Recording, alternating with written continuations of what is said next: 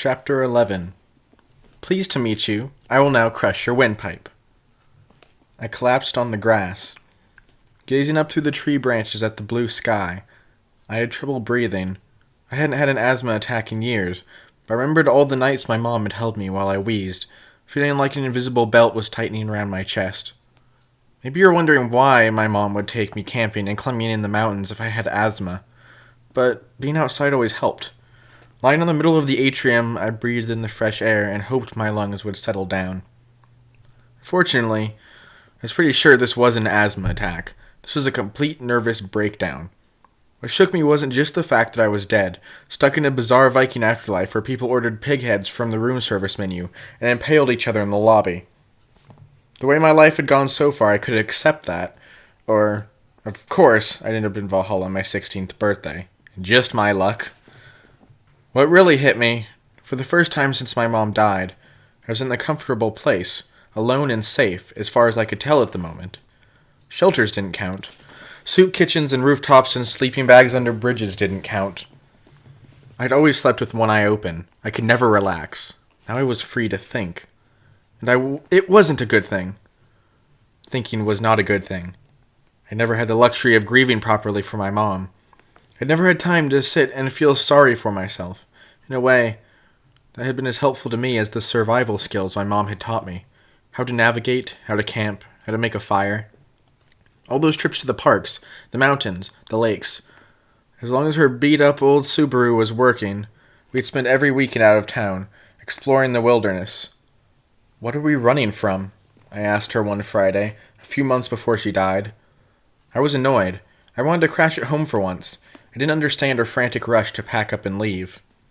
She'd smiled, but she seemed more preoccupied than usual. We have to make the most of our time, Magnus.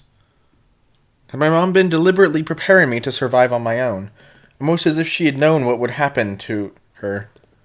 But that wasn't possible. Then again, having a Norse god for a dad wasn't possible either. My breathing still rattled, but I got up and paced around my new room. In the photo on the mantel, 8-year-old Magnus grinned at me with his tangled hair and his missing teeth. That kid was so clueless, so unappreciative of what he had.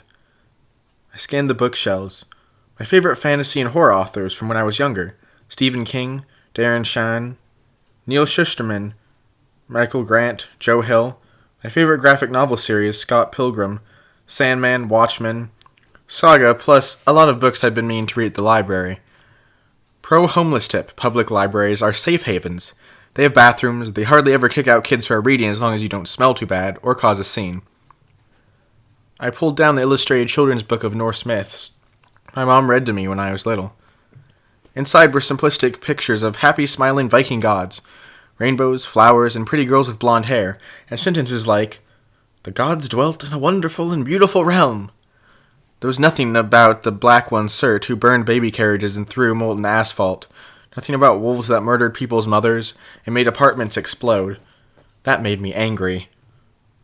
On the coffee table was a leather-bound notebook titled Guest Services. I flipped through it. The room service menu went on for 10 pages.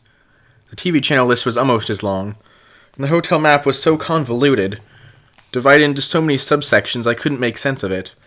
There were no clearly marked emergency doors labeled, "Exit here to return to your old life." I threw the guest services book into the fireplace.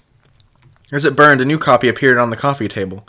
Stupid magical hotel wouldn't even allow me to properly vandalize things.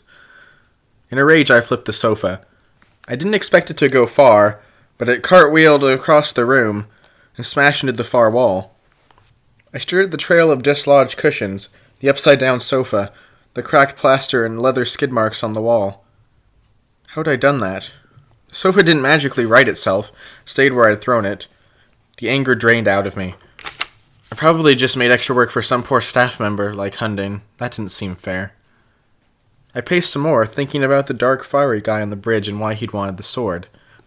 I hoped Cert had died with me, more permanently than I had.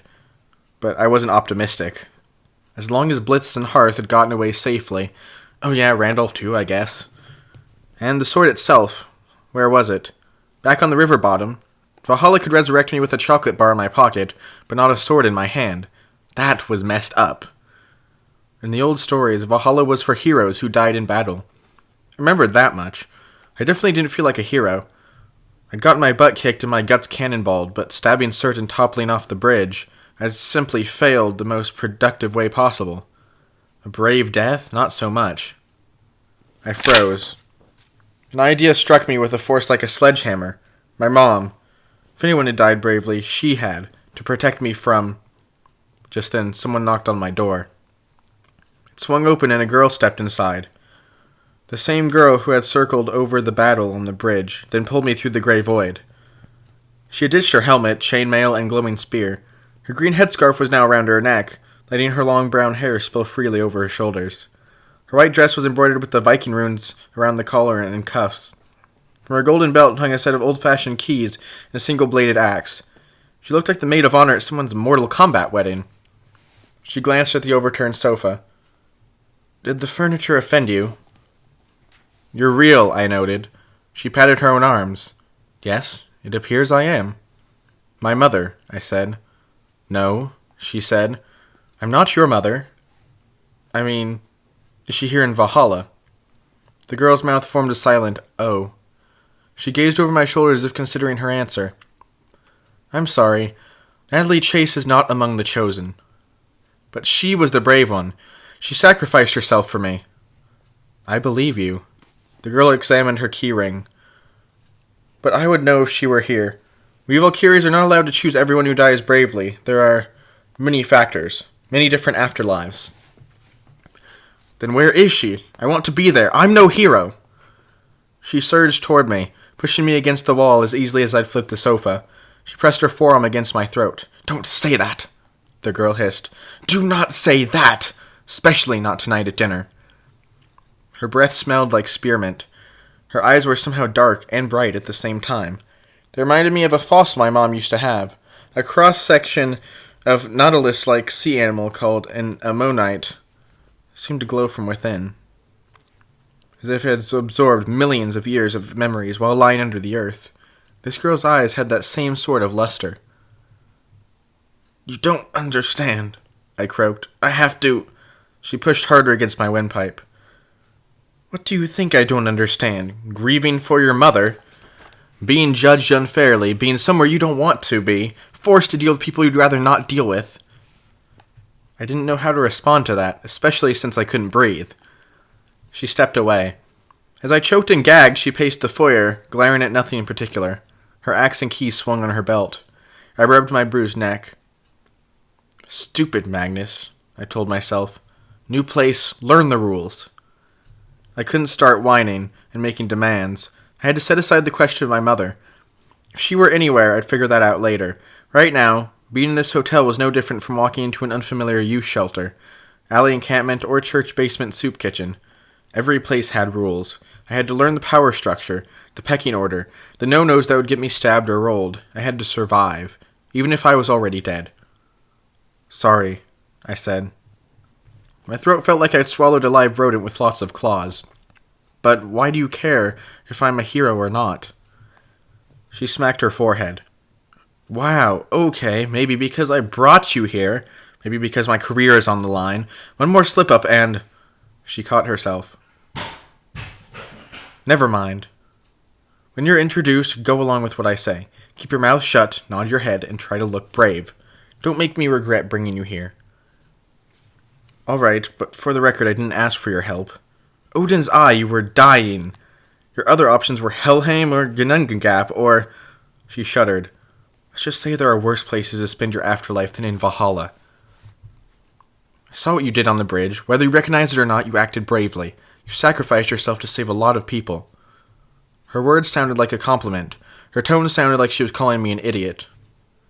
She marched over and poked me in the chest. "You have potential, Magnus Chase. Don't prove me wrong." Or... From the wall speakers, a horn blast sounded so loudly it rattled the picture on the mantel. "What's that?" I asked. "An air raid?" "Dinner." The girl straightened. She took a deep breath and extended her hand. "Let's start again. Hi.